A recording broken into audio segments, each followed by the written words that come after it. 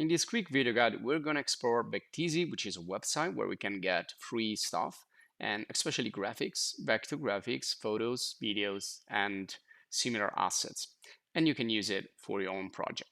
So, of course, we need to search for Vecteezy on Google or any other search engine and browser. And we can access directly to the single page or from the home page. And you can see here there is a list of what we will find, basically vector graphics, stock videos, images. You can also become a contributor and upload your content and become an author and other stuff that we will see here in the website. So let's access the website. This is going to be a quick video guide.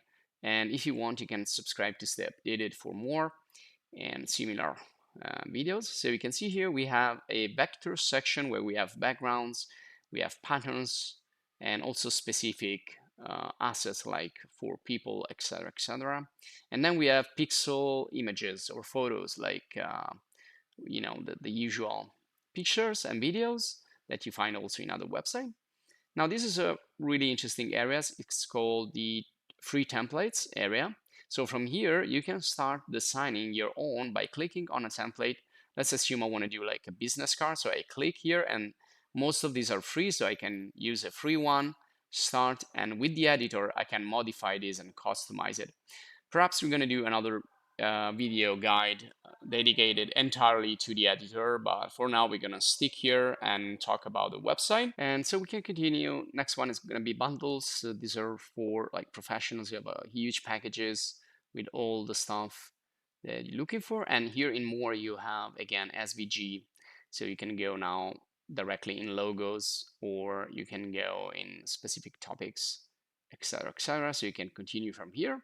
And on the right also there is an interesting section. Let me go back again, which is PSD, meaning that these are Photoshop format templates that you can use. You can download and customize it, edit them into Photoshop. Now, if you're interested in Photoshop, you also find a video course dedicated in Photoshop and also other video guides, with the similar application or web application like Pixar or Canva or GIMP, etc., etc. So once you find the logo or the asset you like, you can go here and go to free download. And you can check the author right here and the type of license. So all the information are indicated in the page. And if you go down there, you find also similar. You can continue your search. And if you go back in the previous page, you can also change the type from here. You can see there is a specific section for PSD file formats for Photoshop. So if you want to continue with Photoshop, you can go directly in here.